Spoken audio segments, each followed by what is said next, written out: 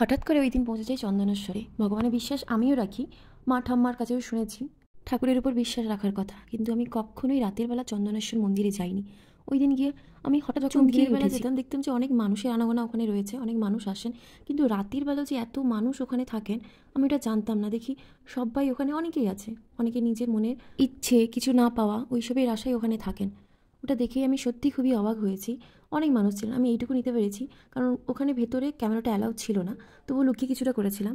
উড়িষ্যার রাস্তা যেখান থেকে শুরু, ওই যে রাস্তা ডিভাইড করা আছে, দীঘা ক্রস করে গেলে উদয়পুর, উদয়পুরের পরেই উড়িষ্যা বর্ডার, এবং বর্ডার ক্রস করলেই সামান্য একটু গেলেই চন্দনেশ্বর মন্দির। আমরা পৌঁছে গেলাম, তখন প্রায় মনে হয় 8টা মতো বেজেছিল, এবং তখন কিন্তু মন্দিরের বন্ধের টাইম। আমরা যখন আমি মনে হয় 2-3 বছর পরেই গেলাম, যার কোনো প্ল্যানই ছিল না, সাডেন প্ল্যান হলো, মানে এমনি ঘুরতে গেছিলাম, ভাবলাম যাই। মন্দিরের বাইরে দেখি এখনও ওই আগের মতোই ঠাকুরের মূর্তি বিক্রি হয়। এত দেরি করে গেছি তো তাই ভাবছিলাম ঢুকতে দেবে কি না। মন্দির প্রায় বন্ধ হয়ে এসেছিল, সবাই বন্ধ করে বাড়ির দিকে যাচ্ছিল আর আমরা মন্দিরের দিকেই যাচ্ছিলাম।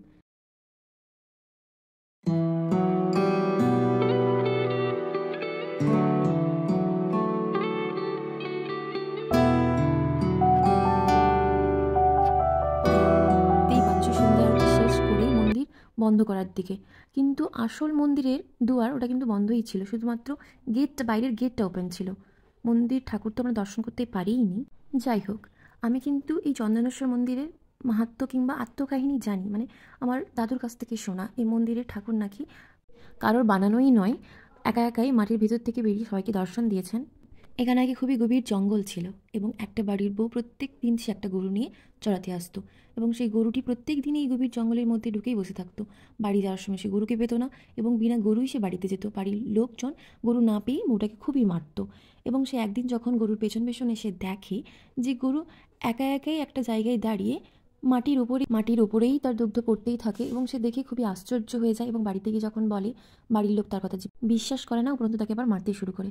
কিন্তু তার কিছুদিনের মধ্যে এক ব্রাহ্মণকে স্বপ্নে এসে ভগবান জানান যে তিনি ওই জায়গায় আছেন এবং তার এখানে একটা মন্দির বানানো হোক, এবং সেখান থেকেই ভগবানের মন্দির বানানো হয়েছে। এই কাহিনীটা আমি আমার দাদুর কাছ থেকেই শুনেছি, এবং তোমরা দেখতেই পাচ্ছ যে মন্দিরের দুয়ারটা বন্ধই আছে, এবং অনেকেই এখন আসছেন কিন্তু মন্দিরের ভেতরে তো আর ঢুকতেই পারছেন না, কারণ দুয়ারটা বন্ধই হয়ে গেছে অনেক আগেই।